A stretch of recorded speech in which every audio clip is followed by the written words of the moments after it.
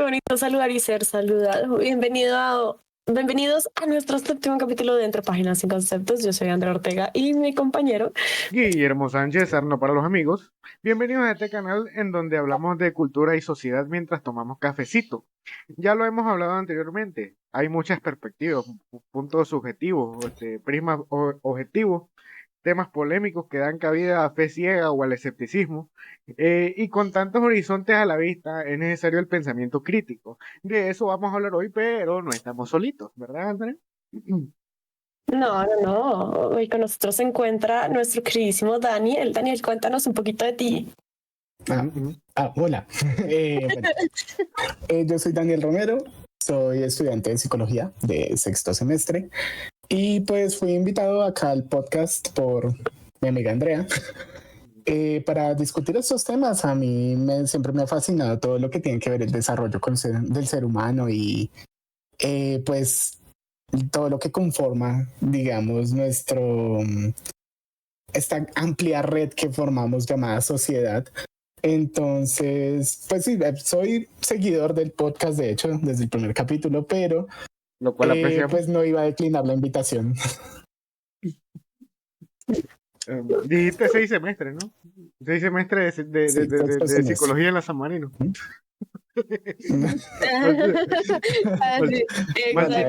En la FUX, la de al lado de la San Marino. Perfecto. Entonces, La FUX es mejor. Entonces, ok. Para empezar, para abrir, hablamos de emociones y razón. La emoción y la razón son enemigos un poquito, pienso yo. Si bien el cerebro y el corazón pueden hacer un buen equipo en contextos específicos, por lo general no existe un equilibrio entre ellos y eso llevado a la realidad, perdón, nos puede jugar en contra, a la vez que nos puede volver manipulables y cosas así, ¿no? Supongo yo. Pues bueno, desde la perspectiva de un literato es obvio verlo así, ya que normalmente en los relatos corazón y cerebro no se llevan. Exacto. Por actos de amor se cometen muchas estupideces en los escritos. En filosofía es más o menos lo mismo, ya que en filosofía son muy allegados a la razón y todo eso. De eso de que las emociones nos nulan la razón es parte de muchas disciplinas, diría yo.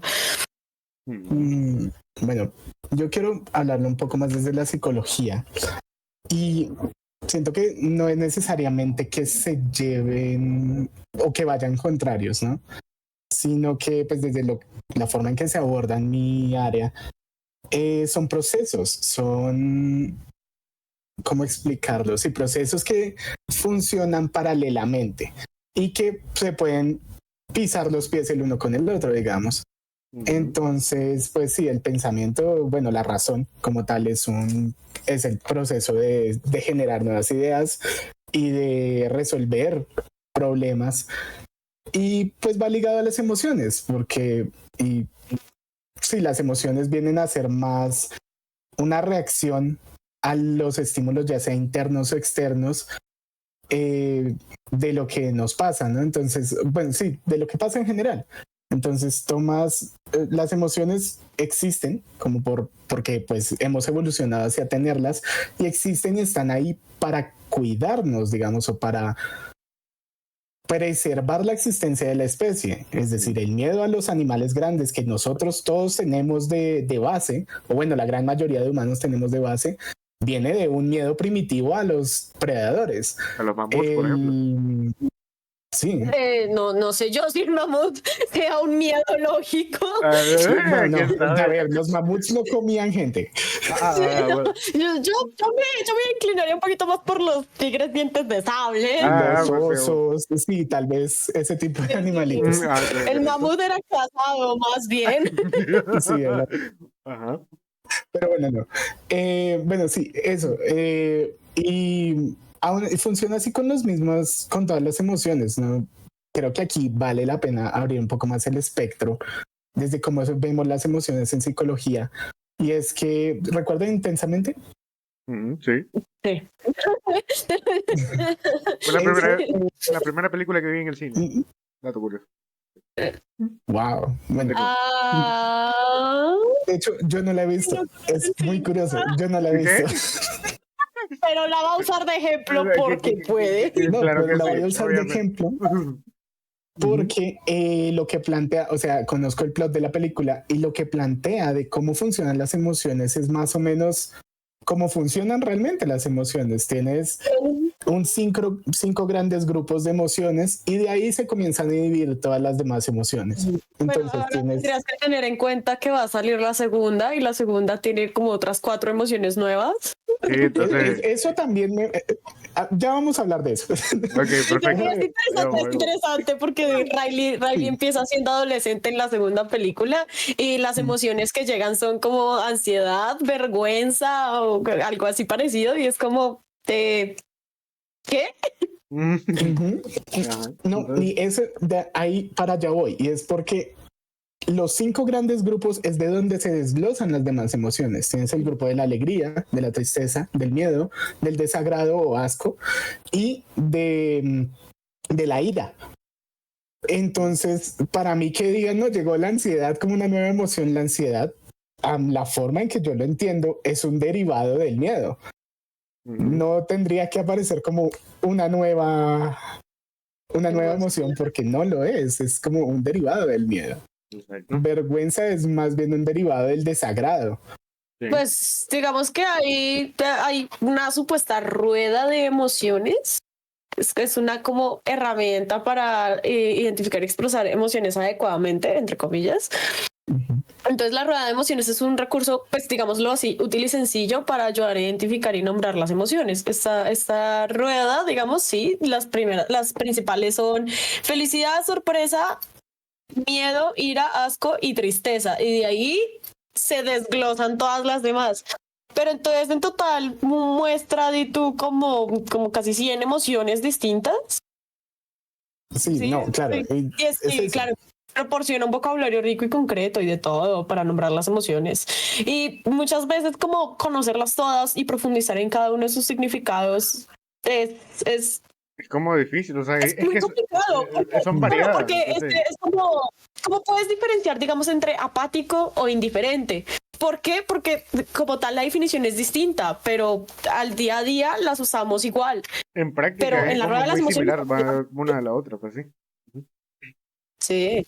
Sí, de hecho, aprender a identificar las emociones es una de las cosas que uno debe aprender, o bueno, le debe gestar a los niños desde pequeños, porque no hay nada más problemático que un adulto que no sabe decir cómo se siente, o no sabe entender cómo se siente. Y el problema es ese, eso lo estuvimos hablando en los otros podcasts, o sea, que comúnmente la gente no sabe de cómo ayudar a gestionar a un niño las emociones, entonces, ¿qué se hace en ese aspecto? O sea, uno se tiene como que entrenar a sí mismo con la vida, ¿no? Entonces, ahí entra lo complicado, digo yo. Sí, bueno, y nosotros aquí hablando y hablando de las emociones, pero bueno, ¿qué son las ¿Qué emociones? son las emociones? Sí, Ahí está la digamos pregunta. desde mi punto de vista, claro, desde mi punto de vista, pues desde donde yo me puedo parar a opinar, las emociones son respuestas psicológicas y fisiológicas que los seres humanos experimentan ante diversos estímulos, lo que llamábamos fenomenología, por ejemplo, los fenómenos físicos. Y no tan físicos también crean respuestas. Estas respuestas pueden ser desencadenadas por situaciones externas, una conversación, un evento, o por estímulos ya más como internos, como recuerdos o pensamientos. Entonces las emociones pueden jugar un papel crucial en la vida diaria. Bueno, juegan un papel crucial en la vida diaria, no Así pueden, es. sino están. Lo hacen. Y De hecho, influyen en nuestra comportamiento y relaciones interpersonales. Entonces, desde una perspectiva más biológica, digámoslo así, las emociones están asociadas con cambios en el sistema nervioso, la liberación de los neurotransmisiones y las hormonas y todo eso. Y esas son las respuestas fisiológicas que pueden incluir alteraciones en el ritmo cardíaco, la respiración, la actividad cerebral, eso de que si me asusto subo frío y ese tipo de cosas. creo que esa es la emociones diferencia también, entre emoción y sentimiento, ¿no? O sea, que las emociones son como físicas y los sentimientos son como, ¿cómo? ¿Cómo es? como bien internos, no sé si puede ser, pues las Psicólogo, emociones aporte. tienen una dimensión cognitiva, la que implica Sí. una interpretación y valoración de la situación que las provoca. Las emociones no solo nos ayudan a reaccionar rápidamente ante diferentes circunstancias, sino que también contribuyen a nuestra capacidad de adaptación y supervivencia, tal y como decía Daniel ahorita. Entonces proporcionan señales importantes sobre nuestro entorno y sobre nuestras necesidades. Pero entonces eso lleva a lo que conocemos como emocionalidad. Entonces, ¿qué es la emocionalidad? Espera. Antes de eso, quería hacer una aclaración de cómo lo vemos nosotros, un poco de qué es emoción y sentimiento y cuáles son las diferencias. Y ahí diría que va más enfocado hacia la duración. Una emoción es algo que pasa a lo largo de cierta cantidad de tiempo, que te puedes estar sintiendo triste o te puedes estar sintiendo alegre porque te graduaste o que te puedes estar sintiendo lo que sea, pero pasa a lo largo de un par de días, de una semana, ¿sí? Los sentimientos son algo más flash, momentáneo, fugaz. Entonces... Los sentimientos, no las emociones. Yo pensaba que era al revés. No, mentiras, es al revés. Perdón, sí. Los sentimientos es algo que va a la larga, emociones es algo que pasa. El amor no es una emoción. Sí, me equivoco. Le di la vuelta, los confundí, pero sí. Eso, sentimientos a la larga, emociones instantáneo, en el momento en que pasan las cosas. Perfecto. Entonces, como quien dice, enojarse es una emoción y el rencor es un sentimiento. Sí, tal vez sí, enojarse es una emoción, el odio es un sentimiento. Sí. Pues el rencor viene del odio. No necesariamente. Ajá, Pero, si tú le guardas rencor a alguien, yo digo que sí o sí tienes que odiarlo. No, es que simplemente No. A veces a uno le agarra resentimiento por X o Y cosas, que depende del contexto y tenés que tener en cuenta pues qué es lo que vivió para decir si lo odio o no. O sea, no necesariamente necesitas odiar a alguien para tener rencor, sino que simplemente tenés que tener esa espinita, ¿no? De que algo pasó que no se resolvió, supongo yo, ¿no? Entonces soy mala persona. Soy mala persona. Tal vez, pero sí, o sea, digamos, puede ser rencor por alguna cosa que dije en el pasado y es normal, pero no significa que me odies. ¿Seguro? No vamos a hablar de eso ahorita, Andrea. Ok. Siguiente. Continuemos. Bueno, pero sí, por ahí va la cosa. Sí, bueno. Entonces, ¿qué es la emocionalidad? ¿Qué es la emocionalidad? Bueno, digamos que la emocionalidad se puede referir a la tendencia o disposición de una persona a experimentar y expresar emociones de manera como desmedida, a veces, tal vez, como es un rasgo de la personalidad, de la personalidad que varía entre individuos y claramente es influenciado por factores genéticos, ambientales y culturales. La emocionalidad abarca tanto la intensidad como la frecuencia con la que se sienten las emociones. Estoy hablando demasiado segura, como si mi campo fuera ¿no? Como si ella fuera una psicóloga. Sí. Por eso lo trajimos a él, para que me corrija. Algunas personas pueden ser altamente emocionales, experimentando sentimientos profundos y variados en su vida diaria, mientras que otras pueden ser más reservadas, menos propensas a mostrar sus emociones, lo que conocemos como tímidos, introvertidos, ese tipo de cosas. Entonces, estas características pueden influir significativamente en cómo una persona percibe y responde a las situaciones que enfrenta. Y pues digo yo, ya como personal, la emocionalidad también se relaciona, digamos, como con la capacidad de una persona para regular y manejar sus emociones. Entonces, aquellos con alta emocionalidad pueden encontrar más desafiante mantener la estabilidad emocional, y especialmente en situaciones de estrés o conflicto. Pero de cierta manera... Sí, ya. Se arregla en postproducción. Sí, aquí arreglando producción. Porque mi internet falla. Dando una opinión personal, puedo decir que la emocionalidad se relaciona con la capacidad de una persona para regular y manejar sus emociones, aunque yo no usaría, digamos, esas dos palabras como tal, así tan de la nada, sino que también hablaría un poco sobre gestionar emociones, pero eso puede ser para después. Entonces, aquellos con alta emocionalidad, para mí, digamos, puede ser más desafiante encontrar la manera de mantener la estabilidad emocional, especialmente en situaciones de estrés o conflicto. Pero pues tampoco quiere decir que todo sea malo al momento de ser emocional, sino que esta emocionalidad puede ser, o sea, no es solo una fuente de vulnerabilidad, sino que también puede enriquecer la vida personal y social. Entonces, personas con alta emocionalidad a menudo tienen una mayor capacidad para la empatía y la conexión emocional con otros, lo que puede fortalecer sus relaciones interpersonales. Pero digamos, personalmente, para mí, alguien emocional sufre más de lo que debería sufrir. Porque lo que digo, las cuestiones de estrés, en situaciones de estrés y conflicto, Sí, como que lo son vive más más intenso, ¿no? propensas a lo malo. Sí, exactamente. Psicólogo, ¿qué opina?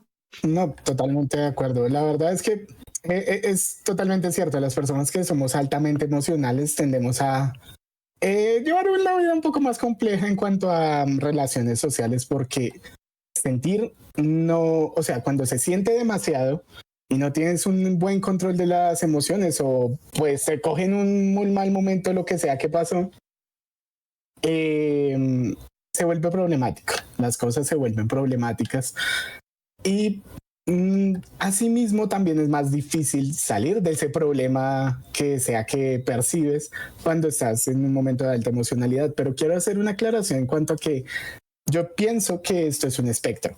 El espectro de la emocionalidad también va hacia el otro lado.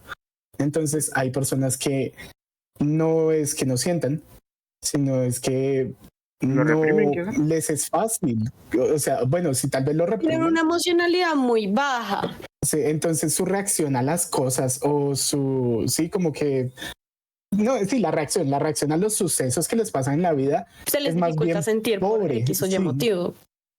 sí, es más bien pobre y es difícil. Entonces es una persona que pasa por un suceso trágico de, por ejemplo, la pérdida de un familiar y no es capaz de llorar y no es porque no se sienta, o bueno, sí, no es como que no se sienta triste, sino que no tiene, o bueno, no está acostumbrado, no tiene una manera clara de expresar ese sentimiento y pues tiene una emocionalidad muy baja, es una capacidad comunicativa de las emociones muy, muy baja que lleva a que parezca que no le afectó y eso también pueden ser problemas en una situación donde tú pues pierdes a un ser querido muy importante y todos los demás no te ven llorar, van a decir como y Quería que se muriera, básicamente, van a decir eso. sí, es como que quería que se muriera o porque no llora, porque no está triste, porque sí, entonces es un espectro en el que estar en alguno de los dos lados, todo en exceso es malo y estar en alguno de los dos lados en este espectro puede acarrear problemas diferentes.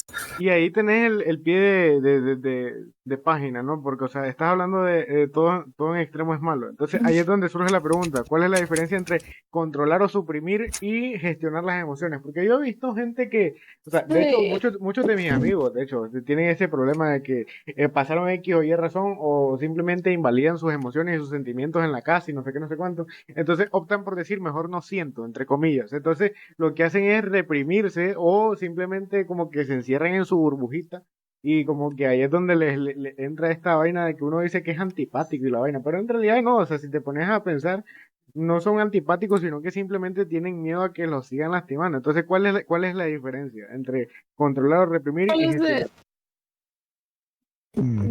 Y controlar, gestionar emociones. Digamos que controlar y gestionar las emociones radican los enfoques y objetivos subyacentes, digamos, de cada concepto, ¿no? Porque controlar las emociones generalmente implica suprimir o reprimir las respuestas emocionales, evitando que se manifiesten externamente.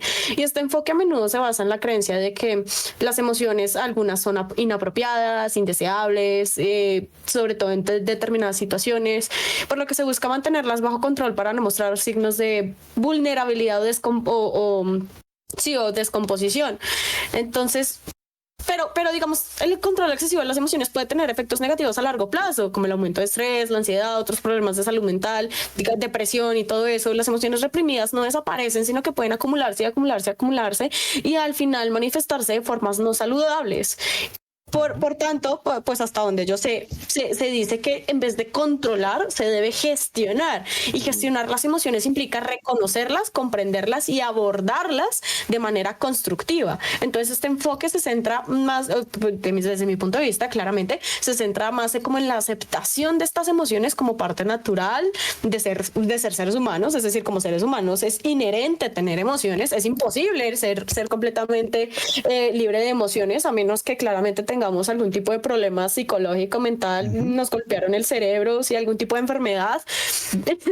Incluso puede ser genético, o sea. Sí, también, pero de eso lleva a cosas como los psicópatas, creo que son los que no tienen emociones y ese tipo de cosas. Sí, es como tienen una emocionalidad supremamente baja y pues sí. Pero bueno, Sí, la idea de gestionar las emociones es encontrar maneras saludables de expresarlas y canalizarlas. Entonces, la gestión emocional incluye habilidades como la autorreflexión, la empatía, la comunicación efectiva y la resolución de problemas. Entonces, en lugar de, digamos, un ejemplo así como, en lugar de suprimir la ira, una persona que gestiona sus emociones podría identificar cuál fue la causa de su enojo, hablar sobre sus sentimientos de manera calmada, lo cual mucha gente no logra, porque quien enojado habla de manera calmada. ¿Sí? Y buscar soluciones para... Sí, y bueno, y la idea es buscar soluciones para resolver el conflicto subyacente. Entonces, gestionar las emociones promueve, digamos, el bienestar emocional y mental y toda la cosa, y ayuda a las personas a navegar mejor en sus relaciones y desafíos diarios, y fomenta una vida equilibrada y satisfactoria. Así, perfectamente en el papel, esa es la teoría, digámoslo así. Pero en la vida diaria, digamos que es más fácil, de alguna manera, controlar las emociones en lugar de gestionarlas. Creo que no es que sea más fácil, sino que es algo que no nos enseñan, ¿sabes? O sea, sí, es algo que se deja mucho de lado cuando somos pequeños. Y aquí, pues, me gusta hacer un inciso en lo que decías, entre gestionar y controlar, porque al final la definición está buenísima. Y es que odio a Freud, ya lo sabes, pero... Sí, aquí también la explicación, lo tenemos en duda. Sí. Sí. La explicación del aparato mental de Freud aquí tiene validez, y es que es eso, el estar metiendo cosas debajo de la alfombra al final acaba desembocando en algún tipo de síntoma o problema que acaba siendo problemático. Es decir, como dicen por ahí, cucarachas, bebé, cucarachas. No sé, o sea, te estás dejando entrar cucarachas en tu cabeza cada vez que controlas. No, cucarachas, hormigas, moscas, todo. O sea, tú montas un curso de entomología. Límpiese la cabeza, qué asco, no le da vergüenza, mentira. No, pero sí, es eso. El gestionar las emociones es tal vez, a la forma que yo lo veo, dosificar y también cuestionar tus propias emociones.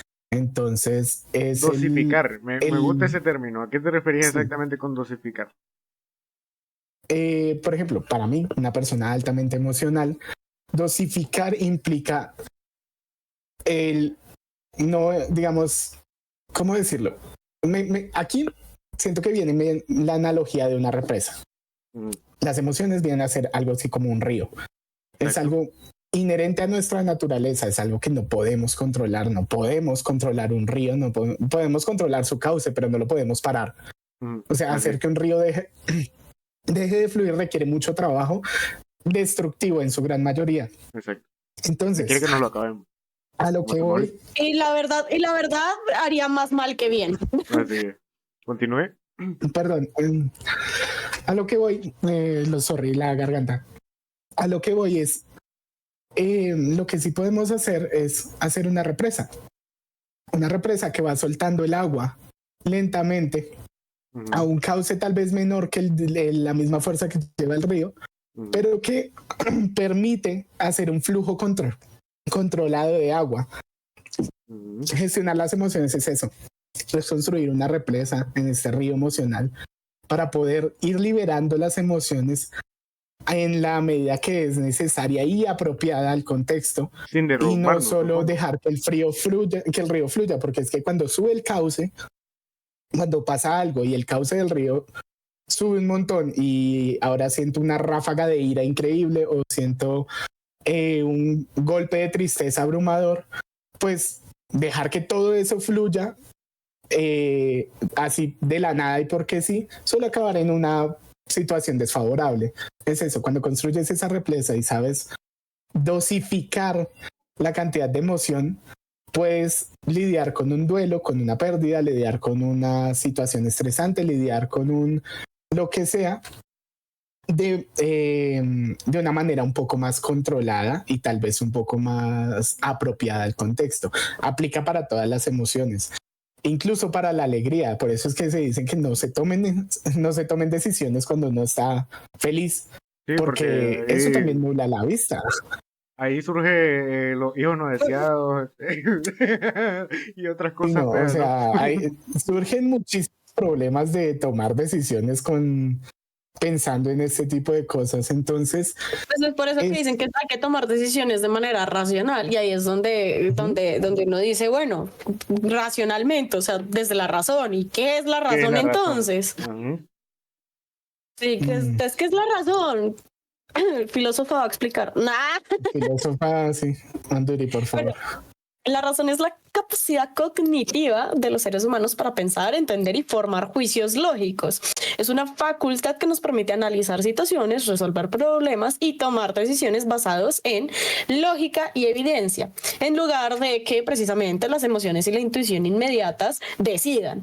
A través de la razón, los individuos pueden evaluar argumentos, identificar falacias, es decir, como mentiras o errores, digamos, pues sí, más que todo mentiras. La falacia es una especie de sinónimo de mentira, pero bueno.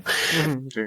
Esa es una explicación más para dummies, porque la verdad la explicación es más larga, pero vamos a dejarlo ahí. Sí, profunda. Sí. Y no nos del tiempo. Y precisamente se llegan a conclusiones fundamentadas, es decir, que las bases de tomar una decisión son tan inamovibles como la decisión misma, básicamente. Entonces, esta capacidad es fundamental en disciplinas como la mía, la filosofía, la ciencia, las matemáticas, porque el pensamiento crítico y el análisis lógico son esenciales para el avance del conocimiento y este tipo de cosas. Entonces, desde mi bella perspectiva filosófica, la razón ha sido considerada una característica distintiva de los seres humanos, tanto como las emociones. Entonces, filósofos como Aristóteles y Kant han debatido sobre la naturaleza y el papel de la razón en la vida humana. Entonces, Aristóteles veía la razón como la esencia del ser humano y la clave para alcanzar la eudaimonia o vida plena, para que sí, eudaimonia igual a vida plena para Aristóteles. La tuya por si acaso. En cambio, Kant... Sí. Kant, por otro lado, consideraba la razón como la base de la moralidad y la autonomía. Entonces, la razón no solo se limita a la resolución de problemas abstractos, sino que también guía la conducta práctica y ética, ayudando a las personas a deliberar sobre sus acciones y sus consecuencias. Entonces, la razón resulta como una herramienta fundamental que permite a los seres humanos comprender el mundo, hacer juicios informados y llevar una vida ordenada y significativa. Entonces, todo esto, como ven, de cierta manera, va en contra de todo lo que hemos dicho acerca de las emociones. Sí, como que las emociones son más primitivas, más Es el opuesto. más de la glándula pineal, como dicen por ahí. ¿Sí es de la glándula pineal? Sí, creo que sí. Bueno, hay varios pedazos del cerebro que influyen en las emociones, pero sí. Cuente. Como es casi, o sea, bueno, así como vamos, como que emociones y razón como que no se llevan. Entonces, la siguiente pregunta es como fundamental. ¿Cómo equilibramos razón y emoción? Espera, yo quiero hacer ahí, tal vez, sí, meter la mano, pues, en el tema. Meta la mano y hable. Meta la mano. Esto es un proceso de evolución, como lo mencionaba antes. Entonces, esta capacidad de raciocinio es un proceso superior a la capacidad de emocionalidad que tenemos. Y asimismo, la capacidad emocional que tenemos es un proceso superior a los instintos más básicos y primitivos que tenemos. Entonces, al final se acaban hilando. Pensemos en una situación donde tenemos 3 animales y les presentamos un peligro inminente. Entonces tenemos un cocodrilo, tenemos un perrito y tenemos un humano. Entonces les presentamos un depredador. El cocodrilo generalmente no tiende a sentir ningún tipo de miedo o ningún tipo de sí, de tengo que correr de esto, porque Con su sangre cerebro fría. no ha sido, sí, no se ha desarrollado para generar este tipo de respuesta a un estímulo así. Entonces, usualmente acaban peleando hasta la muerte.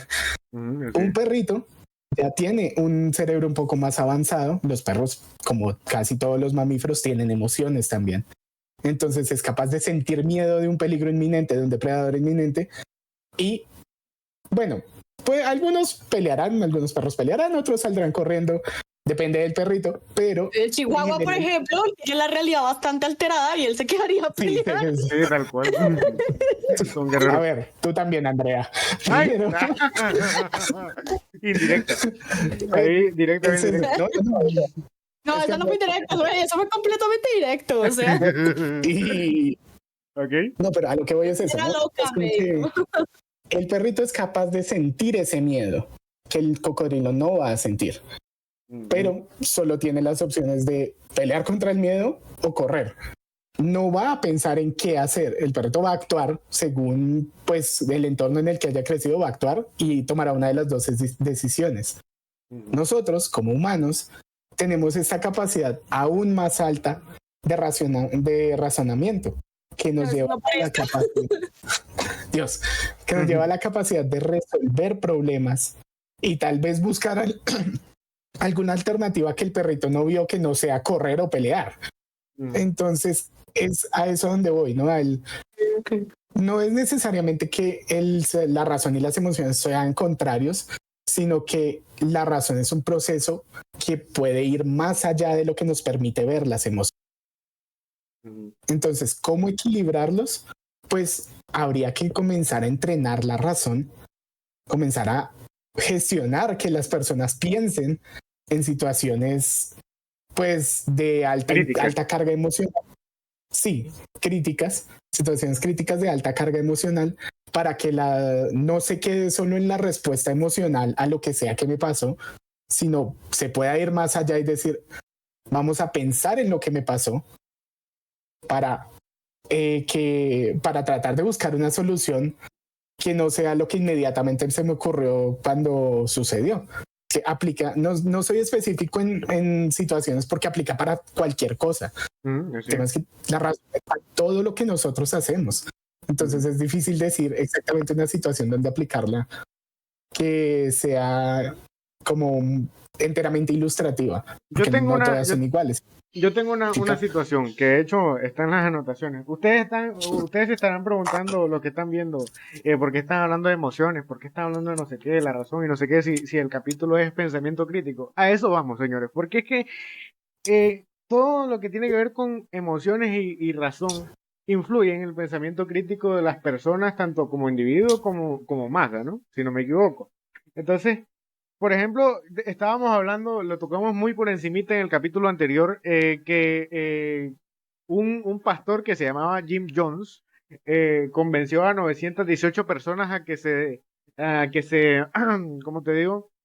A que se desuscribieran de la vida, A que decidieran tomándose... unirse al Señor, sí, a que decidieran A unirse al irse a vivir Señor. al reino de los cielos. Exactamente. Entonces, este señor es como, o sea, me llama la atención porque, mira, empezó siendo un niño que era pastor, ¿no? Que era un típico predicador. A él le encantaba hacerles prédicas a sus compañeros del No me lo colegio. imaginé llevando ovejas. No, pastor de iglesia, babosa. Entonces, este señor Como este que Lo sale y bonito del dice, español, es que arrepiéntete, hijo del día. Entonces, este lo bonito del señor, español. Ay, sí, no. sí, qué bonito. Bueno, en fin. Entonces, ajá. Entonces, este señor le encantaba predicar y era o sea, para ser un niño, tenía buen poder de convocatoria. O sea, los niños de su salón lo seguían siempre y todo lo demás.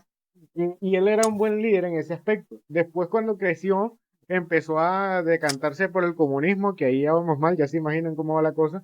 Este, Dios mío. y se formó una El secta. comunismo no funciona. Exactamente. Acéptenlo. Entonces, este señor, ya cuando fue adulto, logró formar su secta, ¿no? Que es la secta del pueblo, si no me equivoco.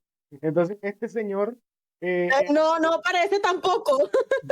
entonces, pues tal cual. Entonces, pasa que este señor lo que hizo para formar su secta fue que eh, se dirigió a las comunidades más vulnerables, ¿no? Él defendía, por ejemplo, a la comunidad negra, hablaba de inclusividad en ese tiempo incluso, hablaba de inclusividad, de incluir a todos sin importar el sexo, raza o lo que sea. Y entonces, para ese tiempo era visionario, entre comillas, porque estamos hablando de los 70 80, ¿no? Entonces, en ese tiempo ustedes saben que esa vaina era discriminación aquí Sí, y no, allá. Entonces, ser negro era como un pecado y eso. Es exactamente. donde podemos ver que no todo aquel que hable sobre o sea, no todo aquel que te dice lo que quieres escuchar lo hace por tu bien, sino también busca Por conveniencia, sus básicamente. conveniencias, sí, exactamente. O Entonces, sea, ahí sí como dicen por ahí, no más que no tragues entero, tienes que mascar toda la información y eso es parte precisamente del pensamiento crítico.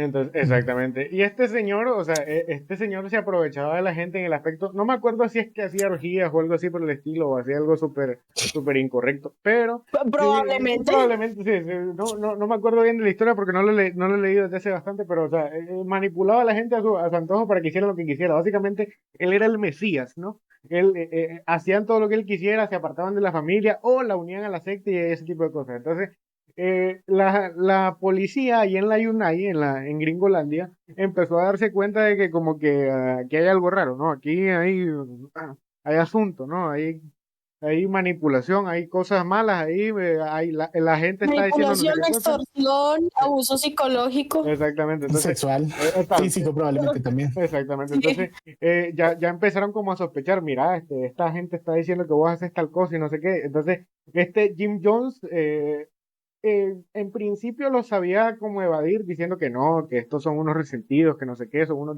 desagradecidos.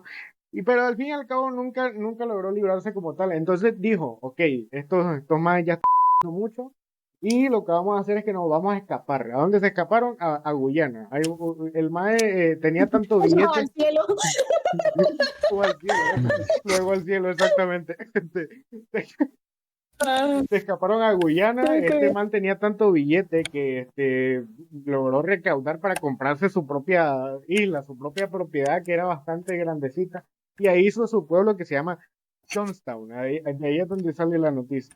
Entonces, No puede ser. hizo el pueblito. La ley era como muy. Ahí es donde se empezó a ver la segunda cara de la moneda, ¿no? Porque este señor. Uy, cambié de escena sin querer. Ok.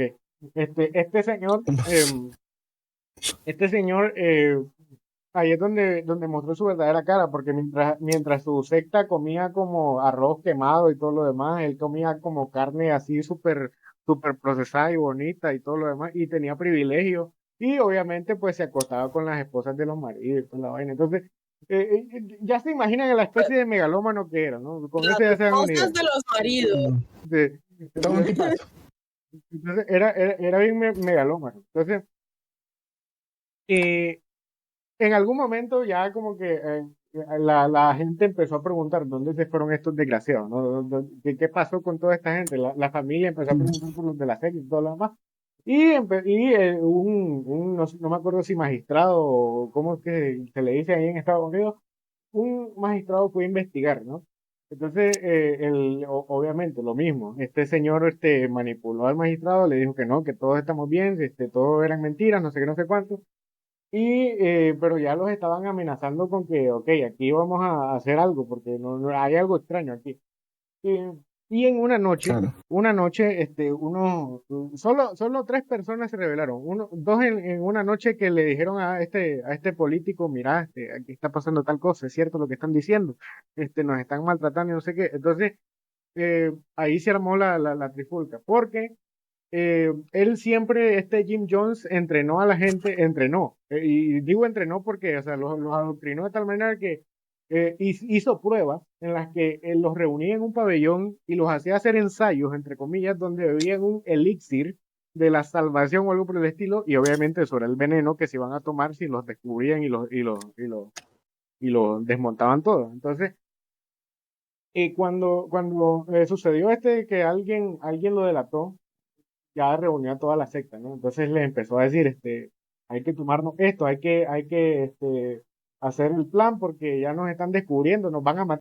Decía que los van a matar pero no, mentira, o sea, lo que querían era rescatar a la gente y meterlo preso a él. Pero él le decía que no, nos van a matar y no sé qué, porque, ajá. Entonces, me llama la atención, o sea, cómo es que consiguió este hombre lograr que 918 personas se tomaran un vaso de cianuro sin protestar.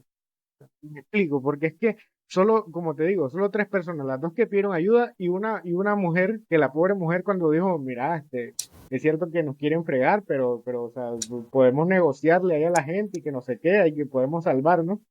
Eh, pero el Jim Jones no, es que nos quieren a todos y si no se por mí, que es lo que decía él, muera por mí, porque yo soy su salvador y si algo me pasa a mí, todos se. Entonces, todos se tomaron el cianuro, a pesar de que veían que los niños estaban sufriendo, a pesar de que ellos mismos veían que otros adultos estaban como muriéndose y seguían tomándose el cianuro, ¿no?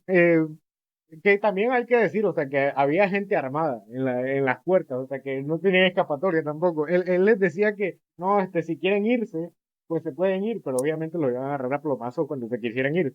Entonces, Así como dicen por ahí, la puerta está abierta. Pero Solo ¿quieres tienes que salir? atravesarla, solo tienes que trazar el campo minado. exactamente. Y obviamente este hombre también mató magistrado al político que los llevó a rescatar y obviamente sabía que el ejército le iba a caer y lo iba a desvirgar, por así decirlo, ¿no? Entonces, em, ahí va la pregunta, ahí lanzo la pregunta. O sea, qué influye en cuanto a emocionalidad y razón a que esta gente no hubiera dicho, mira, somos 900 personas, estos más no van a poder contra nosotros? Algunos se van a morir, pero por lo menos de que nos libramos, digo yo. Entonces, ¿qué pasó ahí? ¿Cuál es la razón de ese asunto? ¿Por qué nadie tuvo el pensamiento crítico de decir hay que salvarnos? Ahí lanzo la pregunta. Bueno,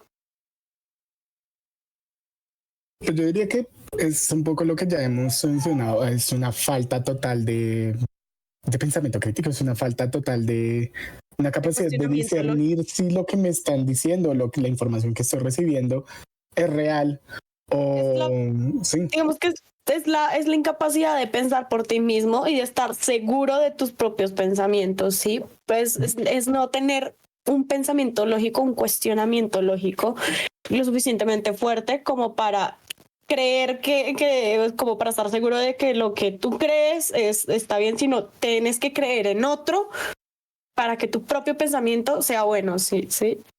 Bueno, es que digámoslo de esta manera.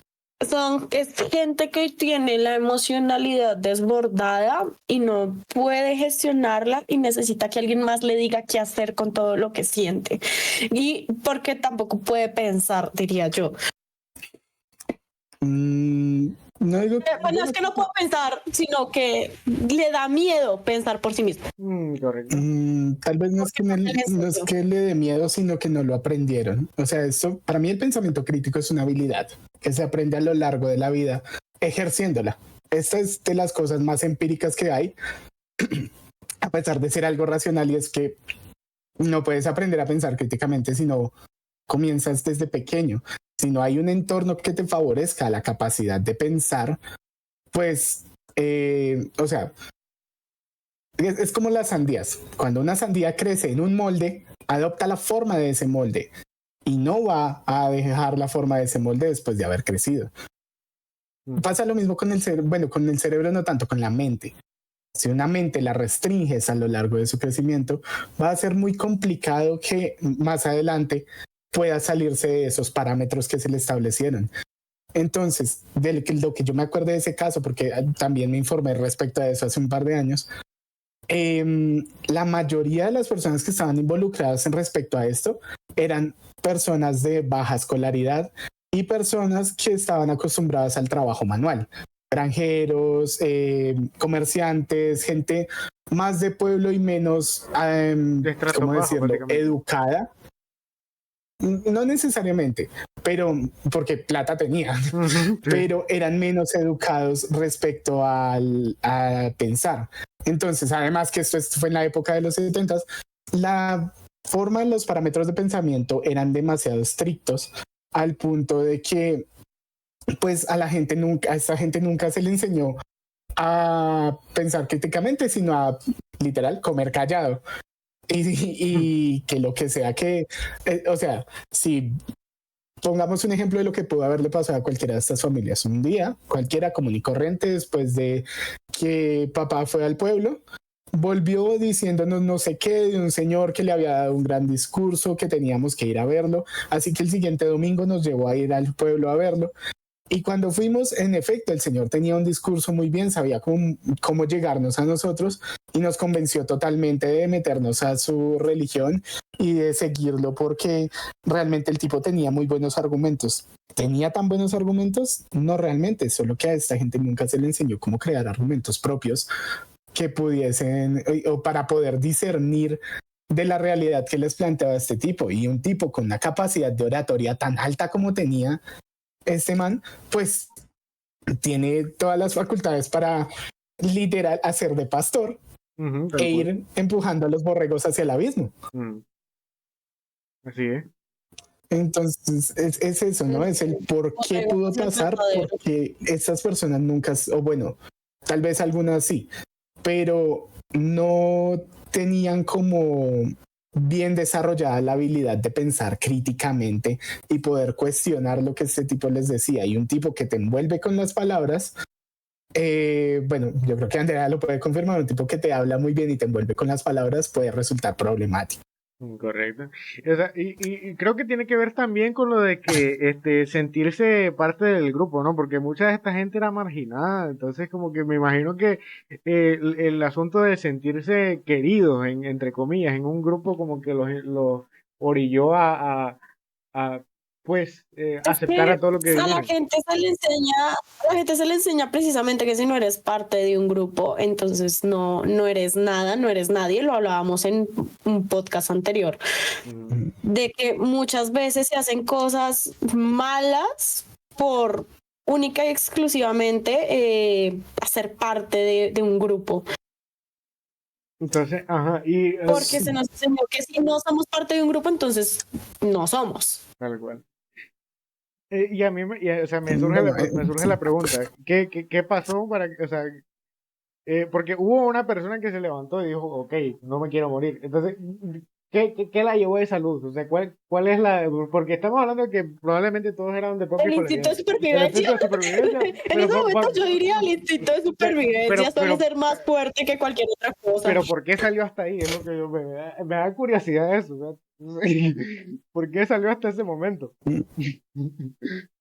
Ajá. Yo diría que la persona, o bueno, seguramente es una persona que, como digo, a estas personas no se les enseña a pensar críticamente, o no se les enseñaba a pensar críticamente en aquel entonces eran muy, y esto es algo que se ve reflejado también mucho en las áreas rurales aquí en Colombia, que se acepta la palabra de los papás o de los mayores como un mandamiento prácticamente. Entonces, al ser personas pues de campo, bueno, más bien de una educación más baja, tienden a no cuestionar lo que se les dice que es o lo que se les dice que pasa y tienden a tener miedo a la hora de expresar una opinión propia. Entonces, probablemente esta persona estaba viendo todo lo que estaba pasando, todo lo que pasó con esta secta durante años, porque eso me acuerdo que duró varios años. Sí, así es. Y puede que no le pareciera, mudarse, pues sí.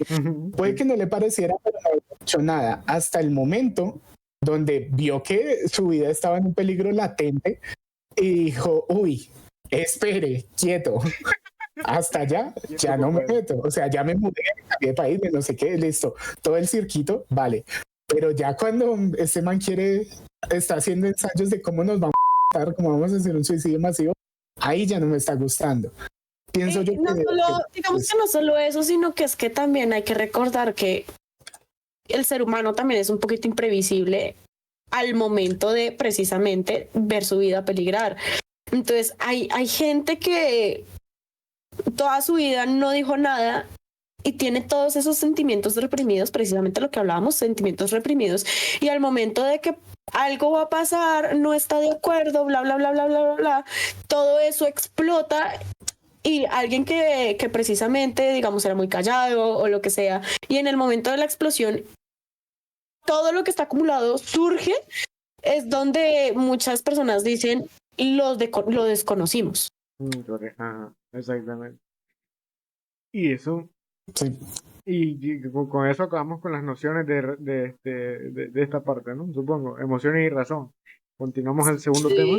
Sí, claro, porque viene el pensamiento lógico, que es un poquito Cuestionamiento. más cortico porque simplemente es el abrebocas, sí, bueno, el cuestionamiento sí. lógico, porque es el abrebocas de precisamente lo que es el pensamiento crítico. Así es. Pero este pensamiento lógico, cuestionamiento lógico, es la capacidad de razonar de manera coherente y ordenada, siguiendo principios más que todo de lógica formal. O sea, eso de que si verdadero más verdadero es igual a verdadero, entonces sí le creo, pero si verdadero más falso es igual a falso, ahí ya no le creo. Sí, eso ya es un poquito más matemático y toda la vaina, pero pues también se puede aplicar al momento de leer, que es lo que la gente normalmente no hace y lo que no se le enseña. Es esa tablita de verdadero más verdadero, verdadero más falso, verdadero por falso. Sí, esa tablita que es, aparte de eso, tiene el sí, solo sí, o el sí, y el entonces, y el y la o, y eso. Esta tablita también funciona al momento de leer un texto. Esa tablita también funciona al momento de hilar pensamientos. Y eso no se le enseña a la gente. A la gente se le enseña que eso se lo sirve para las matemáticas. No es cierto. No es cierto. Esa tablita es la base de todo cuestionamiento lógico y la base de todo pensamiento crítico. Entonces, al momento de analizar esta información, se identifican relaciones y se llegan a conclusiones válidas o como tal reales.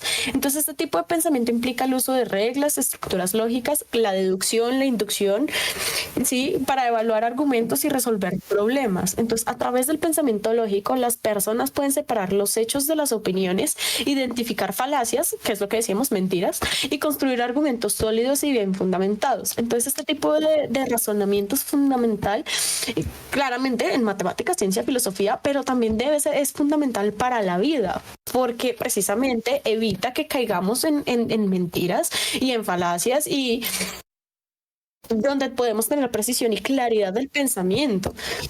Entonces, el desarrollo de este cuestionamiento lógico comienza en la infancia, se fortalece a lo largo de la vida mediante la educación y la práctica, tal y como pues nos decía Daniel. Entonces, en los primeros años, los niños empiezan a desarrollar habilidades lógicas a través del juego y la exploración, aprendiendo a reconocer patrones y a entender relaciones causa y efecto, que es lo que usualmente se le enseña a los niños de no juegue con eso que se va a caer, no se suba ahí que se va a pegar, no prenda eso que se va a quemar, no se acerque a la vela que se va a quemar. Sí, ese tipo de causa-efecto se le enseña a los niños, pero precisamente tradicionalmente se le enseña en manera de regaño-castigo, ¿sí? O sea, eso de que si usted sube ahí, se cae, se pega, yo le doy más duro, para que aprenda a hacer caso, ¿sí? Ese tipo de cosas es lo que es como ellos entienden, como los niños aprenden tradicionalmente que relaciones causa y efecto. Entonces, la educación formal juega un papel crucial en el desarrollo, ya que las materias como matemáticas y ciencias enseñan a los estudiantes a aplicar estos principios lógicos para resolver problemas, formular hipótesis y llegar a conclusiones. Entonces, un niño que tiene problemas con las matemáticas es un niño al que este pensamiento lógico se le ha dificultado al momento del crecimiento, y no es que sea pendejo, no es que sea bruto, no es que nada, Entonces sino que no soy simplemente idiota, qué felicidad. Sí, no eres idiota. Simplemente tuviste unas dificultades porque algunas cosas no se te enseñaron de la manera correcta. Qué maravilloso, puedo echarle la culpa a alguien más, qué hermoso. En la adultez es tu deber. Sí, no, en la adultez ya no tienes, o sea, En la adultez ya no. pero tienes que solucionarlo también. Sí, como adulto es tu deber solucionar eso, básicamente. Sí, claro. Entonces, la educación fue entonces por eso, para los niños, más que todo, actividades que fomentan el pensamiento crítico, como la lectura, la escritura y los debates, contribuyen en el desarrollo del pensamiento lógico, son esenciales. Entonces ya no es el hábito de lectura como un hábito sano, sino el hábito de la lectura como un hábito necesario, el hábito de la escritura como un hábito necesario y el hábito de poder debatir, es decir, poder formar tu propio pensamiento, exponerlo, que te escuchen y que te ayuden a construir un nuevo pensamiento a base de argumentos lógicos, es un hábito necesario para poder formar este pensamiento lógico. Entonces, a lo largo de la vida el pensamiento lógico se puede seguir desarrollando a través de la experiencia del aprendizaje continuo. Entonces, por eso aquí, el que tengas un pensamiento lógico en la adultez, aunque de niño no te hayan enseñado, es porque tienes el deber de aprenderlo de adulto. Entonces, la práctica deliberada de habilidades de razonamiento y resolución de problemas en diversos contextos es necesaria, es justa y necesaria, es nuestro deber y salvación como raza. No simplemente pegarte golpecitos en el pecho es justo y necesario, tu deber y salvación. Aprender del pensamiento y cuestionamiento lógico también es tu deber y salvación. Okay. Sí, y de hecho, quiero meter la mano aquí también, y es el... Métela hasta el fondo. Sí, la verdad, él es el que la está pidiendo. el cuestionar maldita sea. El cuestionamiento lógico es y bueno, el cuestionamiento lógico y en consiguiente el pensamiento lógico son algo que ayuda mucho en la crianza de niños, sobre todo como para encaminarlos, ¿no?, hacia tener esta habilidad, hacia desarrollar esta habilidad, porque es que para mí, esto es una habilidad que es necesaria a lo largo de la vida, pero también quiero exponer un poco así, showing off, presumiendo de mi carrera, es la base de una de las teorías que a mí más me gusta. Yo soy un amante de lo cognitivo-conductual, y una de las teorías, bueno, de las terapias, de hecho, que más me gusta es la terapia de Adler. La terapia de Adler habla sobre, bueno, voy a abrir un poco el tema de la terapia de Adler con una de las frases más importantes que ha dicho este señor, o que dijo cuando estaba vivo, que era, a los humanos no nos afectan las cosas que nos pasan. Estoy parafraseándolas, ¿no? No nos afectan las cosas que nos pasan, nos afecta la forma en que interpretamos lo que nos pasa. Entonces, la pérdida de un ser querido se siente diferente cuando estás preparado. Por ejemplo, una persona con una enfermedad terminal se siente diferente cuando uno está preparado para saber que esta persona se va a ir a cuando pasa de un momento a otro por un accidente. Sin embargo, el hecho es que la persona ya no está. Ahora, hay una diferencia entre cómo aceptamos y vivimos el duelo o no lo hacemos. Entonces, el entrar en un estado de depresión sin hacer el esfuerzo de comenzar a racionalizar lo que pasó y a aterrizar los pensamientos, a entender que esta persona ya no está, pues primero es un signo de que no sabes gestionar tus emociones, pero más allá de eso es un signo de que no tienes la capacidad de aterrizar lógicamente estos pensamientos, de cuestionarlos lógicamente, y no hay un pensamiento crítico detrás de esto. Entonces, si no, o sea, hablando de esto es como, bueno, es válido. ¿Qué preguntas serían válidas en una situación así? ¿Es válido sentirme como me siento? Sí, acabo de perder a un ser querido. ¿Me puedo echar a la pena por ello? No. Entonces, pues en situaciones normativas como esto, porque todos vamos a perder seres queridos en esta vida sí o sí, es algo inevitable, pues es tal vez más bien normal, pero en situaciones adversas que sean diferentes, como me echaron del trabajo o debo muchísima plata o no sé qué, pues es válido sentirse mal. Ahora, cuando pasa con personas como yo, altamente emocionales, donde cualquier cosita te puede llevar a tener una reacción exagerada, pues esta terapia es muy útil, porque te ayuda a comenzar a decir, ok, tal vez sobre reaccioné a la cosa que me dijo mi mejor amiga, mi novio, sí, lo que sea, porque sí, tal vez no debía haberle respondido de esta manera, o tal vez no debía haber dicho lo que dije, o bueno, eso es más bien a la larga, pero el tema de la terapia de Adler es que puedas tener estabilidad disponible cuando las cosas pasan. Entonces, cuando estamos en una pelea de pareja, poder frenar un momento y decir, ok, espera, tal vez el que no, yo qué sé, no haya extendido la ropa no es tanto como para que nos estemos gritando y tirando los platos. Eso tiene que ver con los tiempos fuera, algo así, ¿no? Mujeres locas. Sí, el tomarse Andrea. un tiempo fuera, el comenzar a poder bajar tu propia emocionalidad, a poder controlarte, a poder comenzar a gestionar las cosas a través del cuestionamiento lógico, es una de las terapias que a mí más me gusta, porque están basadas en eso, en una habilidad que tenemos que desarrollar a lo largo de la vida y que nos es útil en prácticamente cualquier situación que se nos presente. Y qué difícil es entrenar esa habilidad ya cuando sos adulto, ¿no? Porque, o sea, cuando empezaste de Sí. cero como que es más fácil porque, o sea, un niño es una esponja. Pero cuando sos adulto como que ya está áspero y como que no absorbes de la misma manera. Y, no, qué feo, ¿no? Pues lo que yo decía antes, ¿no? De que una sandía que crece en un molde se va con ese molde. Entonces, una mente que crece en una cajita, pues va a ser muy complicado que adopte otra forma que no sea la de la cajita. Entonces, Por eso, de ahí es de... importante, ¿sí? digamos, no adoctrinar a los niños de pequeños. Ahí sí, como decíamos que día con Arno, de ¿para qué carajos llevas a un niño a un sitio donde tienen a un Cristo crucificado al fondo? Si el niño no va a entender ese significado profundo, el niño no va a esto. O sea, simplemente por el simple hecho de que es que como nació en una familia católica, tiene que ser católico. Es como, no, el niño no necesita que lo adoctrines, el niño necesita que lo ayudes a pensar por sí mismo. Así Exactamente. de simple, Tomar así sus de decisiones. No que lo trame entonces, psicológicamente. el niño necesita tener un pensamiento lógico. ¿Por qué? Porque el pensamiento lógico ofrece muchos beneficios que impactan positivamente en muchos aspectos de la vida personal y profesional. El pensamiento lógico mejora la capacidad de resolución de problemas. Entonces, ¿por qué?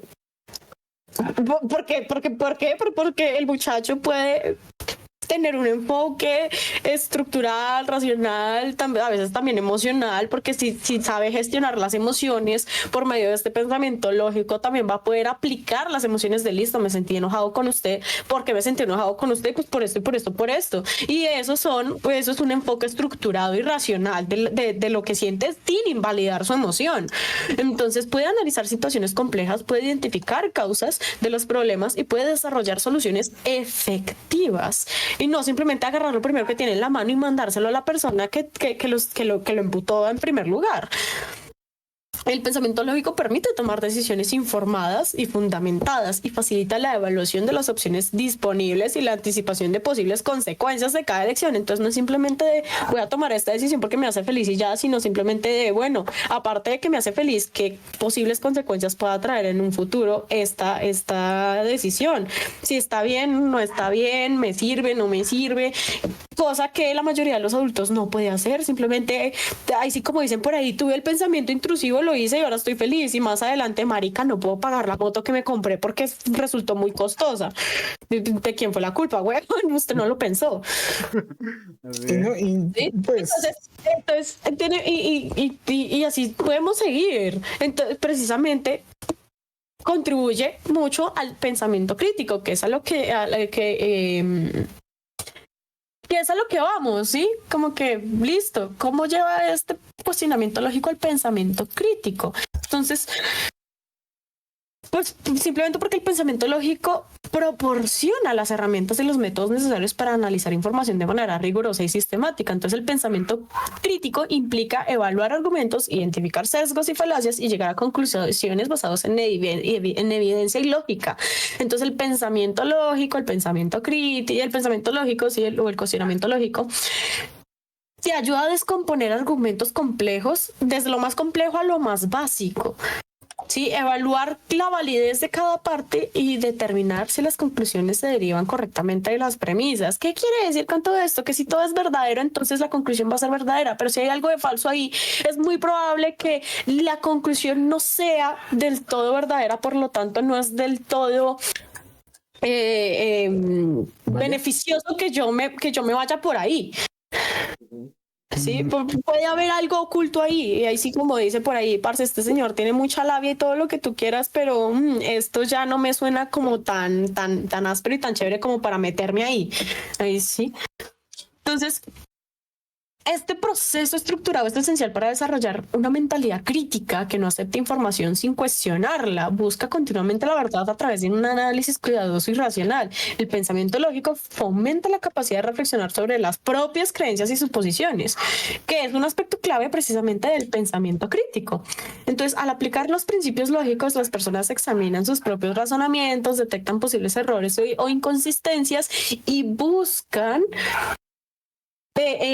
no cubrirlo, no botarlo sobre el tapete, sino lo sacan a relucir y dicen, parce, ayúdenme a encontrar una solución a este error o a esta inconsistencia, o sea, en qué estoy fallando yo en esta creencia para que se forme esta inconsistencia. Entonces, ayuda a corregir fallos en el pensamiento propio y fortalece la habilidad de evaluar críticamente las afirmaciones de los demás. Entonces sirve mucho al analizar artículos de opinión, discursos políticos y todo este tipo de cosas, identifica argumentos débiles, evidencia insuficiente, falacias lógicas, es decir, mentiras en los argumentos, y permite formar una opinión informada y fundamentada. Entonces, todo esto es el pensamiento crítico. Entonces, el pensamiento crítico analiza y evalúa información y argumentos de manera racional y entre comillas objetiva, pero como ya dijimos en anteriores podcasts, la objetividad realmente no es que exista, sino que hay muchas subjetividades que confluyen y llegan a como a una opinión universal, lo que llamamos, digamos, las máximas universales. Entonces, este tipo de pensamiento es lo que se necesita en la vida diaria, digamos, para precisamente no dejarnos llevar por las palabras bonitas de un man y que 900 personas se solo porque ese man habla muy bonito. Y que de paso Pues se que mató tan con un bonito. disparo. Él se mató con un disparo. Ah, sí, sí, verdad, sí. No se tomó el Se tomó Tras el hecho, cianuro. los otros se matan con un veneno realmente doloroso y potente y este man sí me un disparo y yo no sufro. O sea, también es como que, Dios mío, es justo y necesario y precisamente ahí sí como dicen las mamás de hoy en día, piense por usted mismo, o es que si sus amigos se tiran de un puente usted también, pues muchas veces ese hijo suyo también se tira del puente porque le impusieron cosas, lo adoctrinaron desde chiquito y no lo dejaron pensar por sí mismo. Y cuando es grande, entonces ahí sí lo regañan porque no piensa por sí mismo. Y está también la incoherencia de su crianza, señora. Tal cual. Señora, no se reproduzca. O señor, porque también hay papás, no solo las mamás, sino también hay papás que usted tiene que ser como yo, usted tiene que ser como yo, usted tiene que hacer lo que yo le diga sin cuestionar, y después como papi usted no puede pensar por sí mismo y es como pues si usted nunca le dio la oportunidad, él solo tenía que hacer lo que usted le dijera. ¿Cómo ese pobre muchacho pudo aprender a pensar por sí mismo? Claro que no, va a necesitar siempre que usted le diga qué hacer. Y en el momento en el que usted no esté, ese pobre hombre, te vas ese a pobre ahogar. hijo suyo o hija, se va a ahogar en la realidad de la vida diaria. No No te vas tiene a la ahogar vos capacidad porque de ya estás. pensamiento crítico que se necesita. Sí, no, ya no existe. No existe forma en que ese muchacho pueda subsistir sin que alguien más le esté diciendo qué hacer, porque usted no le permitió ser o pensar por sí mismo durante toda su vida. Caso cerrado. Diría la doctora Pola. Perdón, me alteré. Un poquito. No, sí, es un poquito nada más. No es normal. Bueno, ya tomamos el respiro. Entonces, ¿Algo que agregar? hablen ustedes. Psicólogo. Que si no, yo voy a seguir aquí enojada.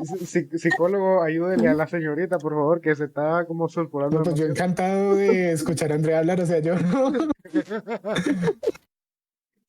La revive, como ver. dicen los argentinos. No, pero sí, no, Andrea tiene totalmente la razón. Esto viene desde la crianza y viene desde la capacidad y el estímulo que se le da a las personas a la hora de, pues, vivir. Entonces, pues sí, es recalcando lo que ya decía, una mente que no se permite crecer, que no permite que se desarrolle, de una manera libre pero controlada, no va, no va a acabar bien, no va a acabar con la capacidad de pensar por sí misma. Y es que de ahí viene el dicho de que perro viejo no aprende trucos nuevos. Así es. Cada vez es más complicado, o sea, a medida que crecemos, cada vez se vuelve más y más complicado adaptar nuestra forma de pensar a algo nuevo o algo diferente a lo que conocemos, porque pues lo que conocemos es el lugar que entendemos como seguro, a pesar de que pueda ser algo Dañino. algo perjudicial, sí, dañino. Eso es lo que hemos conocido toda la vida. Entonces, el tener un miedo al cambio, tener un miedo a algo diferente es natural, pero eso mismo es lo que no permite que las personas desarrollen estas capacidades, estas habilidades de razonamiento crítico entre más envejecen.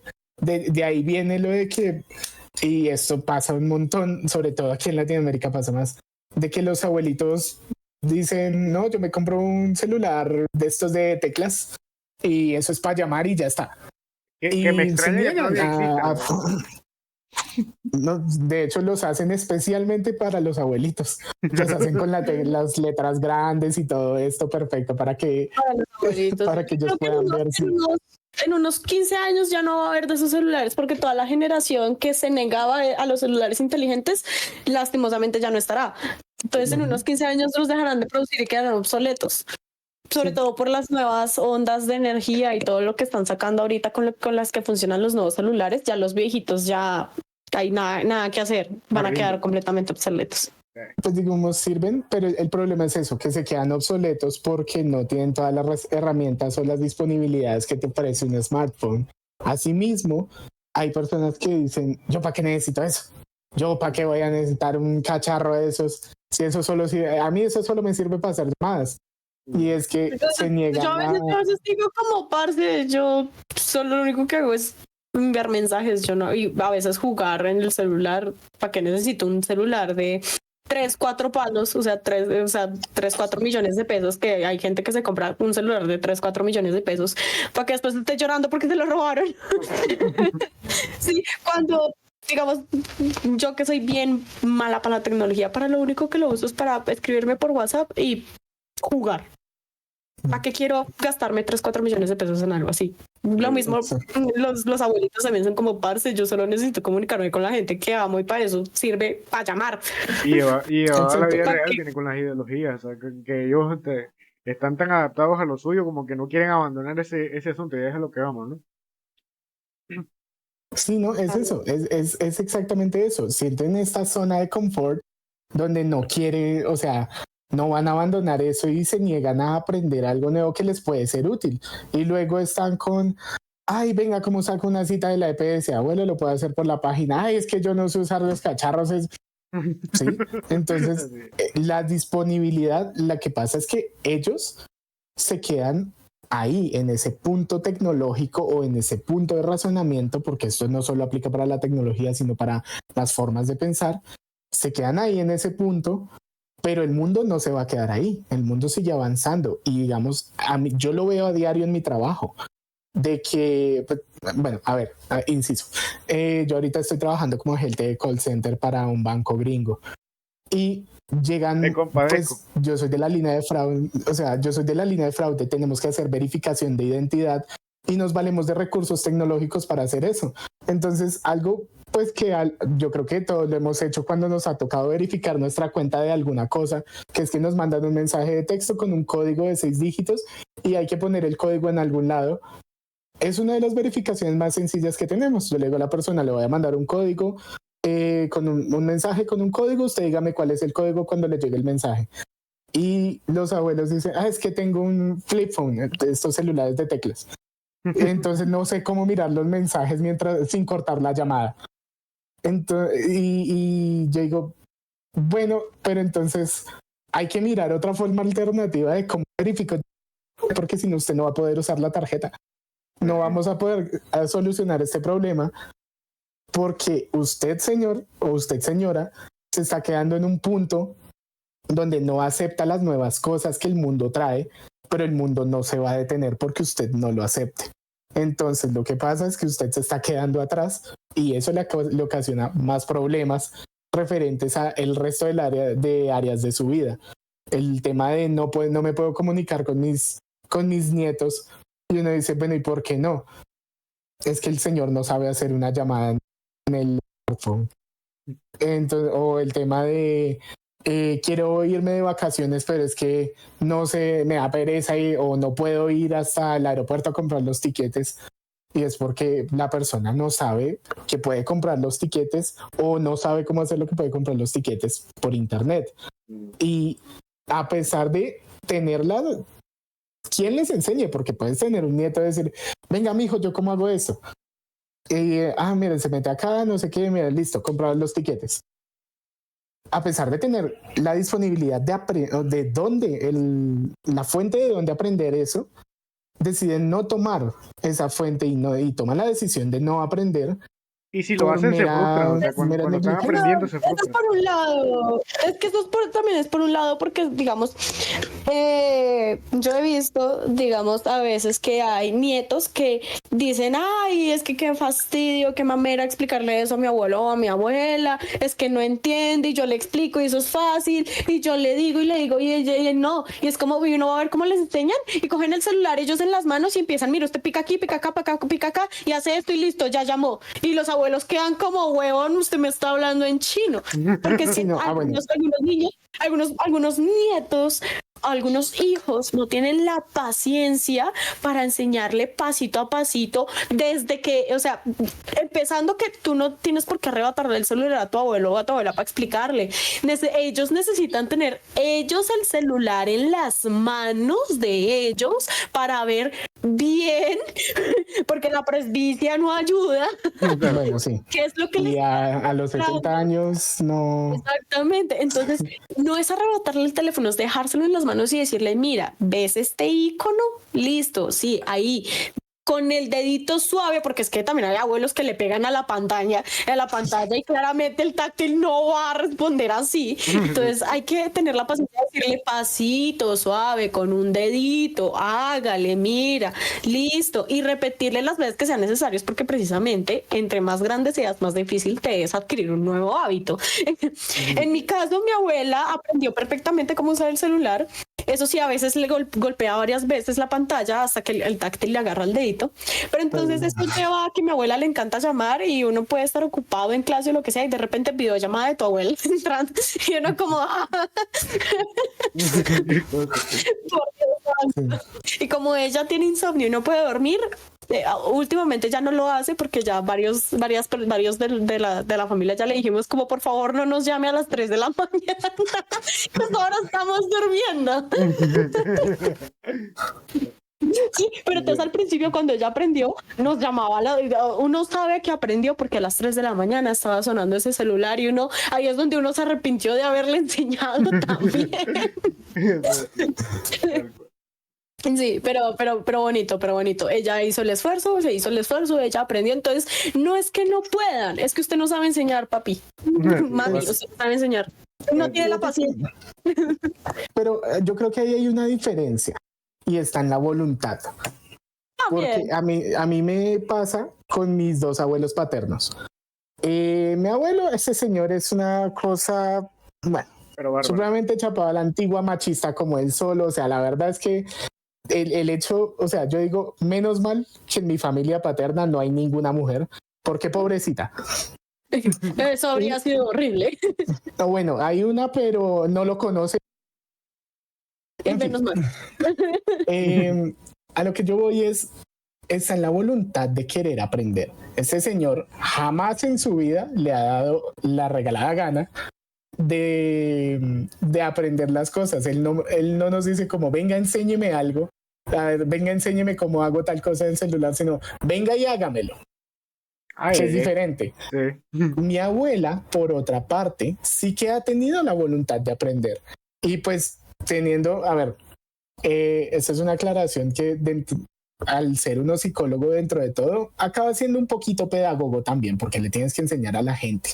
A lo que sea, a lo que le requieran, toca enseñarles, así que hay que aprender a enseñar. Necesitas didáctica para poder enseñarlo. Sí. Entonces, pues yo dentro de lo que sé enseñar soy algo bastante versado, entonces tengo, según el paciente, según la persona, trato de adaptarme y con ella, si bien tal vez fue algo complicado porque en un principio ni siquiera veía bien las letras de la pantalla hasta que no quiso ponerse las gafas, se logró y yo a mi abuela le he enseñado cómo hacer llamadas desde el celular, cómo escribirnos desde el celular, cómo mandar notas de voz, o sea, no es la persona más ágil con un celular, pero sabe manejarlo y sabe bandearse por sí misma para este tipo de temas. Entonces está la diferencia en eso, en la voluntad de aprender que tenga la persona también. Porque no es solo la voluntad de enseñar o la forma en la que enseñas, sino también si la persona quiere de verdad aprender a hacer las cosas o solo necesita que le soluciones el problema ahí mismo y ya está. Y ahí es donde volvemos al pensamiento lógico, ¿no? Ya nos inspiramos como otras Pensamiento cosas. crítico, más que todo. Pensamiento crítico, exactamente. Entonces, ya yendo al tercer tema, para ir cerrando, desde un enfoque pedagógico, que es lo mío, yo soy un docente, entonces es lo único que sé. Desde un enfoque pedagógico, por desgracia, el sistema educativo no desarrolla la capacidad de pensar a niveles profundos, ¿no? Solo se tocan las micro y las macro habilidades comunicativas, al menos en lengua y literatura. En lengua y literatura, cuando a nosotros nos lo cantaron, lo que nosotros como docentes tenemos que hacer es aprendiste a leer, perfecto. ¿Puedes entender medianamente un texto? Espléndido. ¿Sabes cómo expresarte? Ah, ok. Pero ¿sabes formar una idea propia a partir de lo que lees o escribís? Ay, uy, otro día con mucho gusto. Y ese es el enfoque pedagógico, por desgracia, en el sistema educativo, al menos en la área de lengua y literatura. Sin embargo, desde la psicología podemos tener una visión más amplia, ¿no? Me imagino que hay una manera de desarrollarlo, ¿no, psicólogo? Yo creo, y va un poco de la mano, es pedagogía. O sea, es que eso no tiene... Es la forma en la que enseñas. Freire, que es un autor brasileño que cuestionó durante muchos años este enfoque que tenemos en Latinoamérica y en muchas otras partes del mundo hacia la educación. El man dice que realmente, pues de lo que hemos estado hablando todo este tiempo, que realmente al sujeto se le debe enseñar a pensar de una manera libre, pero de una manera enfocada a que explote el mejor potencial posible que tiene. Que sea funcional. Sí, este niño que parece que es supremamente inteligente para las matemáticas, o sea, hace aritmética de cuarto grado estando en segundo. Es una cosa increíble.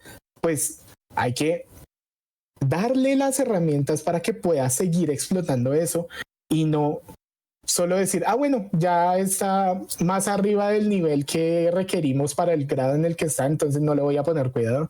No, es tratar de fomentar estos talentos, estas inteligencias que todos tenemos enfocados en diferentes áreas para explotar eso y para que la persona pueda realmente disfrutar y esto le represente una ventaja y no solo una característica, una situación.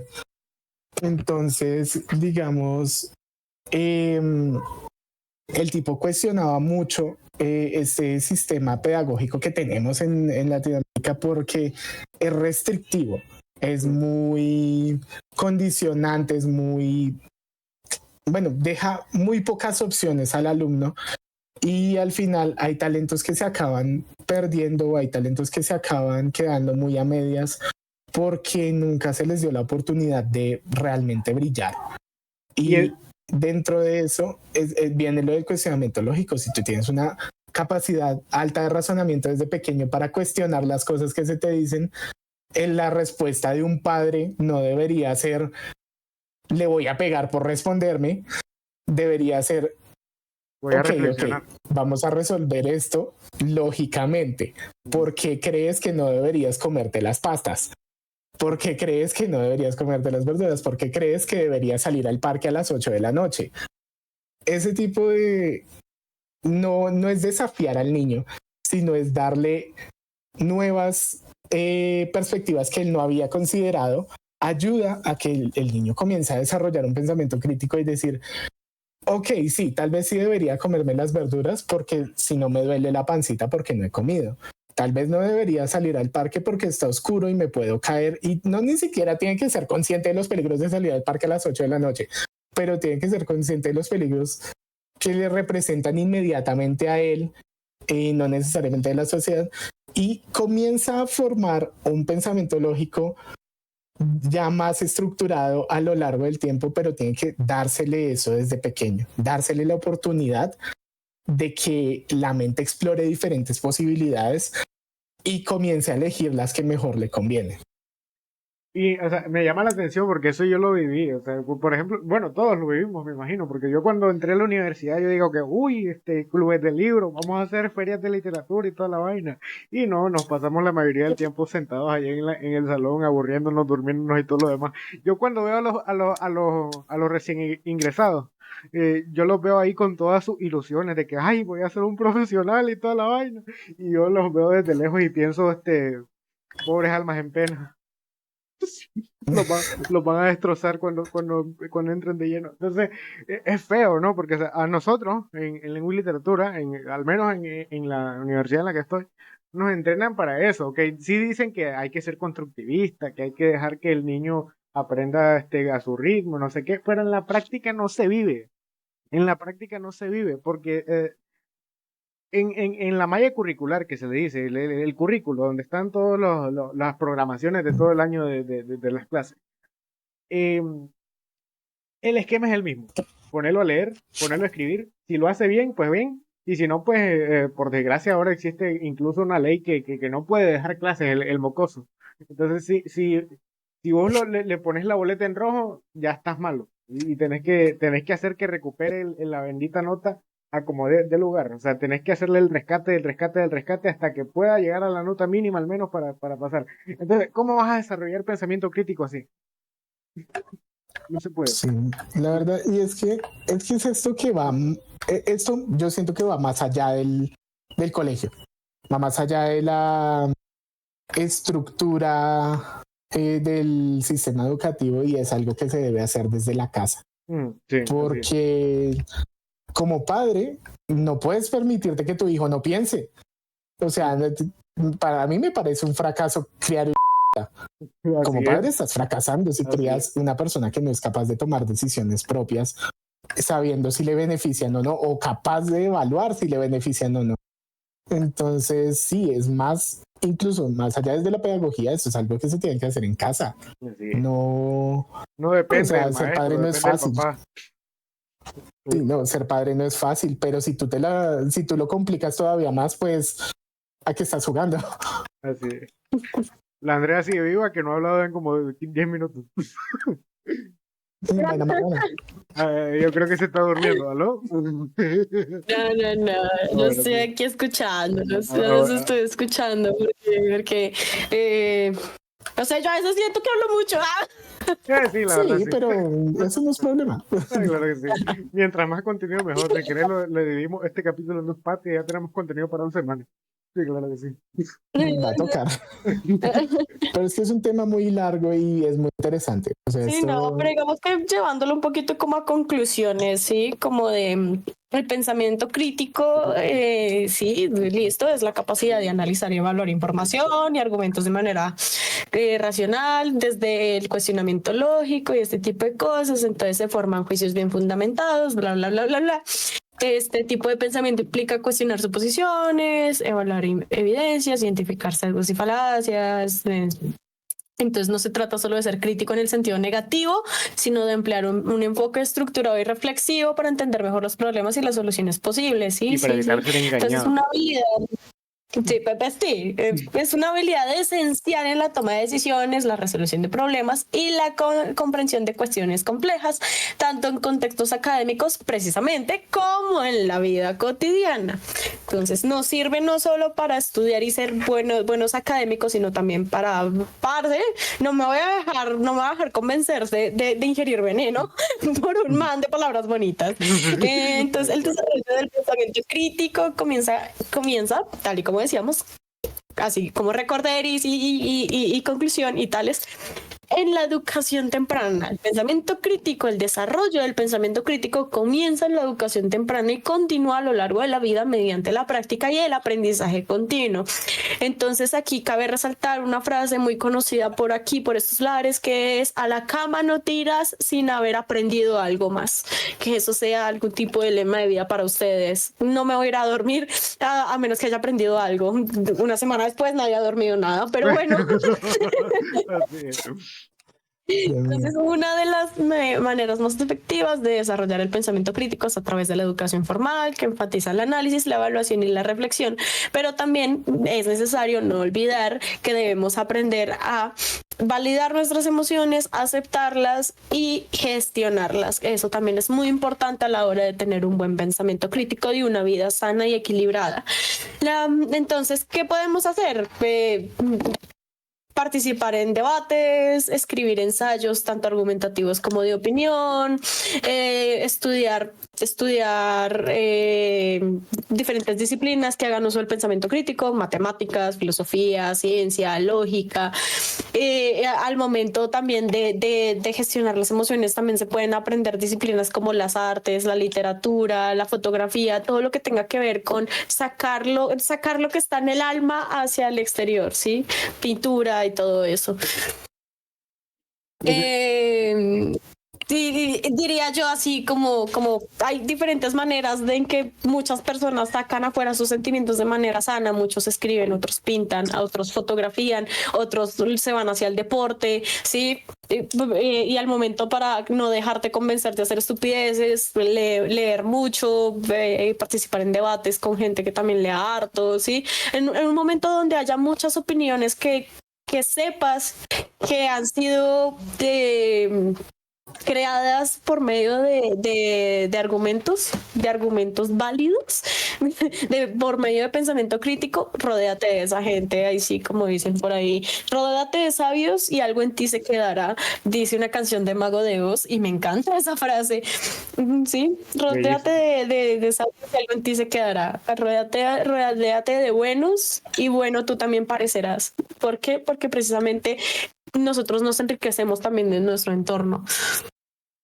Entonces, este pensamiento crítico se fomenta mediante la exposición a diversas fuentes de información y perspectivas, permite a las personas comparar y contrastar diferentes puntos de vista, diferentes subjetividades y llegar a lo más cercano a una objetividad, tal y como hablábamos. Entonces, la práctica de la autorreflexión y la disposición a reconsiderar las propias creencias y suposiciones también son importantes, son cruciales para este desarrollo del pensamiento crítico, que sea robusto, fuerte, válido, como dicen por ahí.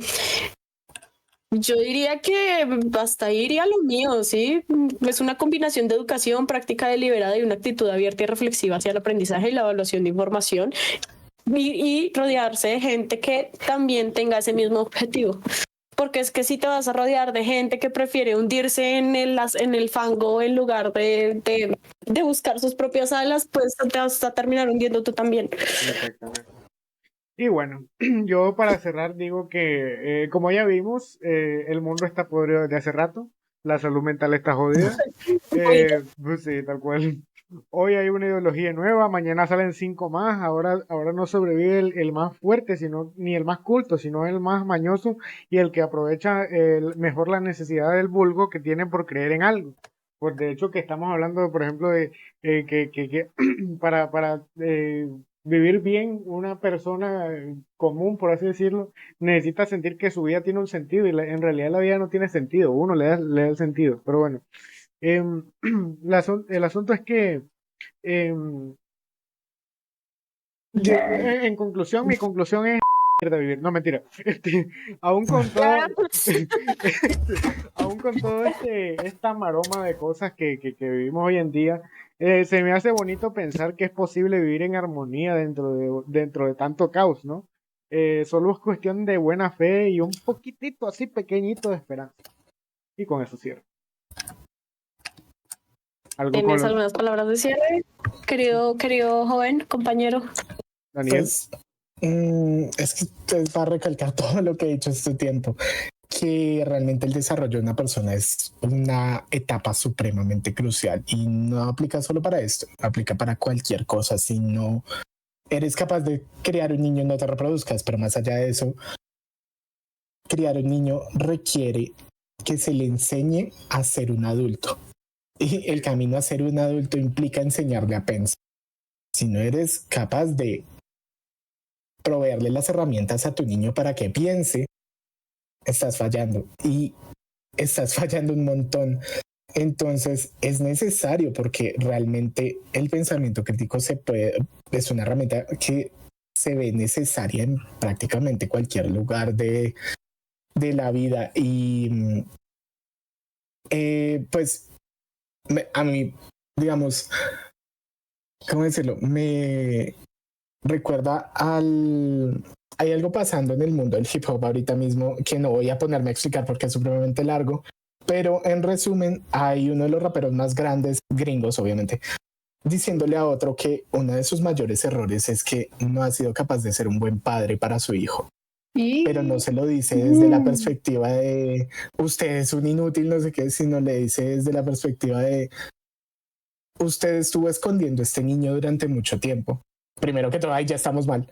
Así es. Y aparte de todo lo que usted habla sobre que es un padre, que no sé qué, y que le importa al niño, yo no veo que usted realmente haga nada por este pelado para darle las herramientas que él necesita para vivir.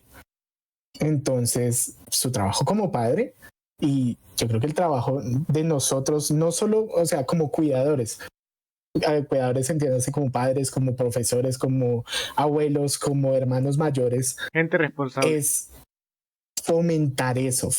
Sí, o sea, es una carga de responsabilidad alta, porque nosotros somos quienes debemos proveer a las futuras generaciones de lo que necesitan para hacer las cosas para vivir y hacer las cosas bien, y que no digo no se equivoquen, porque equivocarse es necesario, pero que sus errores no se conviertan en un abismo, etapa oscura de su vida, sino que aprendan a sobrellevar las cosas negativas y tomar ventaja de las cosas positivas que les pasan. Así es. In nomine Patri, et Filii, et Spiritus Sancti. Amén. Listo. Bueno, yo creo que con eso ya yo ya dije mis palabritas de cierre, lo que pienso, lo que opino. Ya me alteré, ya me apacigué. Ya se te bajó el azúcar, ya. Ya. Ya me alebresté y ya me volví a calmar. Y yo digo que por ahora aquí lo podemos dejar. Tal vez, pues como ven, llevamos un hilo bastante interesante con todos los podcasts, todos se unen entre sí y llegamos al punto, a un punto bastante importante, que es básicamente que para ser un buen ser humano no solo necesitas de las emociones, sino también de la razón, y saber gestionar ambas cosas de una manera equilibrada. Así como dicen por ahí, ni blanco ni negro, no es buscar la perfección de una cosa ni la completa destrucción, sino es quedarse en la balanza. No busques blanco, no busques negro, busca gris. El gris también es bonito y a veces viene plateado. Es sinónimo de riqueza. Claro, entonces agradecemos a Daniel por habernos acompañado. Con esto culminamos este 7º capítulo de Entre Páginas y Conceptos. Gracias por escucharnos. Si quieren más contenido como este, síganos aquí en el YouTube, en nuestras redes, cuyo link está abajo en la descripción: TikTok, Instagram, ahora las sí lo redes puse personales bien, de cada nosotros, sí. Sí, yo también revisé eso. No sé si Daniel quiera compartir sus redes en el caso de que también estén en la descripción o prefieres Sí, permanecer en pues si la... a alguien se le da por querer escuchar más de lo que yo tengo que decir, con Suéltela, gusto. Sí, suéltela. podemos dejar su Twitter, así como también dejamos mi Twitter. Entonces No estará vamos a allá. dejar mi Twitter, pero vamos a dejar mi Instagram. Sí, no vaya a ser la desgracia, es No, que nos cancelan a todos. Que nos cancelen Sí, yo nos da creo que visibilidad, Twitter así no. que... dale, dale. Bueno, la red que él haya decidido dejar probablemente esté en Sí. la descripción. Y Y pues apóyennos compartiendo con sus amigos, con sus enemigos también, con la amante. precisamente para que aprendan a compartir opiniones, para que empiecen a crear ese pensamiento crítico con todos, ni Así blanco es. ni negro, gris, plateado, si quieren, Man- con mande- todo el ma- mundo. Mándenle este video y pónganle en el pie ahí del coso para que aprenda algo y así le dan un insulto elegante al enemigo. Y bueno, em, y bueno, yo cierro con lo de siempre, ¿no? Como una vez dijo el famoso filósofo narrador Héctor del Mar, les digo que aquí estoy porque he venido, aquí estoy. Si no les gusta mi canto, como he venido, me voy. Hasta la próxima. Adiós. Adiós. Nos vemos. Un beso en la nalga.